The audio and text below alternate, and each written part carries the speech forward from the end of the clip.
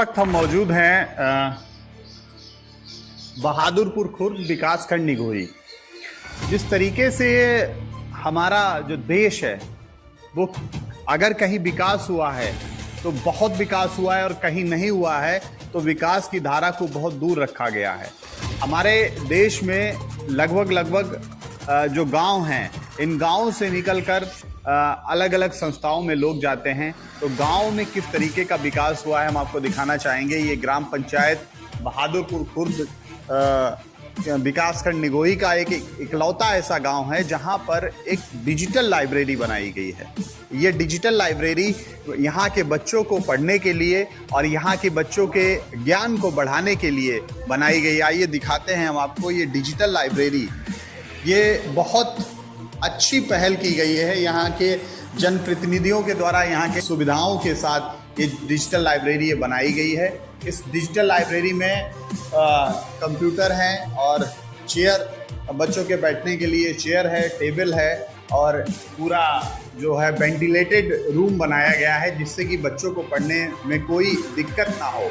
और हम देख सकते हैं कि एक वाइट बोर्ड की भी यहाँ पर व्यवस्था की गई है, बाकी पोडियम भी रखा है और जो यहाँ पर मतलब पढ़ाने के लिए अगर कोई शिक्षक आएगा या कोई गाइडेंस आएगा, कोई गाइड करने के लिए होगा तो वो यहाँ बैठेगा। बाकी जो बच्चे हैं वो यहाँ बैठ के अपने ज्ञान को बढ़ा सकते हैं। तो ये कह सकते हैं कि एक बहुत बड़ी पहल है और अच्छी पहल की गई है यहाँ के ग्राम प्रधान के द्वारा।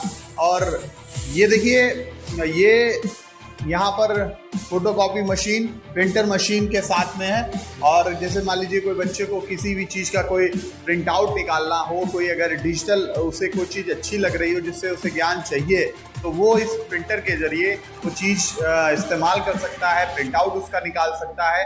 तो ये एक बहुत बड़ा सराहनीय कदम है विकासखंड निगोही की बहादुरपुर खुर्द गाँव में। ये जो इस तरीके की जो पहल की, उनके ज्ञान को और बढ़ाने में बताइए कि आपने बहुत गाँव में उपयोगी होगा। सराहनीय कदम उठाया इस गरीब बच्चों के लिए और ज़रूरतमंदों के लिए।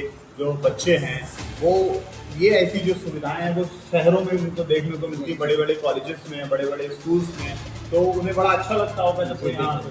सर यही हमारे पापा ने देखा कि लोग ग्रामीण क्षेत्र से शहरों में पढ़ने जा रहे हैं, वहाँ पे कर रहे हैं, पैसे पे कर रहे हैं। तो पापा ने बड़ा दौड़ भाग करके अपने सरकार से अगुवाई की कि उन्होंने कहा कि हम ऐसी चीज़ अपने गांव में खुद ले आएंगे जिससे हमारे ग्रामीण के बच्चों को बाहर नहीं जाना पड़ेगा और अपने यहाँ रह के ही अच्छी से अच्छी फैसिलिटी प्राप्त करेंगे और अच्छा नाम करेंगे, अपने गांव का नाम करेंगे। तो पापा ने ये सरकार से कह के बहुत वो मेहनत करके दौड़ भाग करके ये लाइब्रेरी जो है बच्चों के लिए बनाई। इसमें बच्चे आएंगे, कंप्यूटर है, सारी चीज़ें, इसमें वाईफाई भी लगा है, बच्चे आएँ और अपना पढ़ें, बिल्कुल फ्री ऑफ कॉस्ट है ये सरकारी है। अच्छा, अगर मान लीजिए किसी बच्चे को कोई चीज़ नहीं समझ में आ रही है तो उसका डिस्कशन करने के लिए कोई टीचर वगैरह भी उपलब्ध है? सर टीचर तो अभी नहीं उपलब्ध है, लेकिन यहाँ पे नेट है, आजकल नेट है। तो आप कंप्यूटर पे डालिए, इंटरनेट पे कंप्यूटर चलाइए, उसमें जो आपको सुविधा लगे आराम से पूछिए। Self library sir. अच्छा, किसी मान लीजिए बच्चे को कोई किसी भी टॉपिक पर अगर किसी भी चीज़ का प्रिंट आउट लेना है तो उसके लिए भी मशीन लगा रखी है, तो इसका कैसे उपयोग होता है? सर इसमें मशीन रखी हुई है, आप अपने कनेक्ट करिए कंप्यूटर से, आपको जो प्रिंट चाहिए उसमें से ले लिए, उसमें पेज पेपर लगे हुए हैं, आपको जो प्रिंट चाहिए वो निकाल लीजिए। तो मुझे लगता है कि ज़िले में ये आपका जो बेहतरीन कदम है, मेरे ख्याल से ज़िले में नंबर 1 है।